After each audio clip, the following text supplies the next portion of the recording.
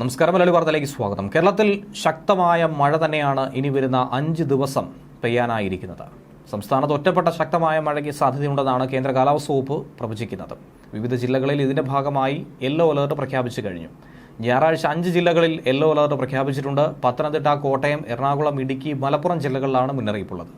12-ാം തീയതി പത്തനംതിട്ട, ഇടുക്കി, പാലക്കാട്, മലപ്പുറം, വയനാട് ജില്ലകളിലും 13-ാം തീയതി തിരുവനന്തപുരം, കൊല്ലം, പത്തനംതിട്ട, എറണാകുളം, ഇടുക്കി എന്നീ ജില്ലകളിലുമാണ് യെല്ലോ അലർട്ട് പ്രഖ്യാപിച്ചിരിക്കുന്നത്.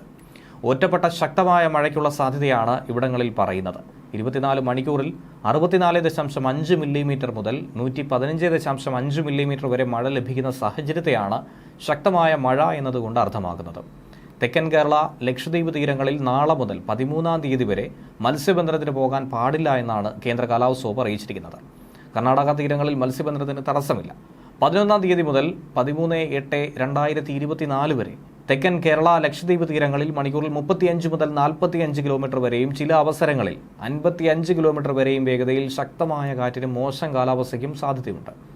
നാളെ ഗൾഫ് ഓഫ് മാന്നാർ, തെക്കൻ തമിഴ്നാട് തീരം, അതിനോട് ചേർന്ന കന്യാകുമാരി പ്രദേശം, മധ്യകിഴക്കൻ അറബിക്കടൽ, അതിനോട് ചേർന്നുള്ള മധ്യ പടിഞ്ഞാറൻ അറബിക്കടൽ, തെക്ക് പടിഞ്ഞാറൻ ബംഗാൾ ഉൾക്കടൽ, മധ്യ ബംഗാൾ ഉൾക്കടൽ, അതിനോട് ചേർന്നുള്ള തെക്ക് കിഴക്കൻ ബംഗാൾ ഉൾക്കടൽ എന്നിവിടങ്ങളിൽ മണിക്കൂറിൽ 35 മുതൽ 45 കിലോമീറ്റർ വരെയും ചില അവസരങ്ങളിൽ 55 കിലോമീറ്റർ വരെയും വേഗതയിൽ ശക്തമായ കാറ്റിനും സാധ്യതയുണ്ട്.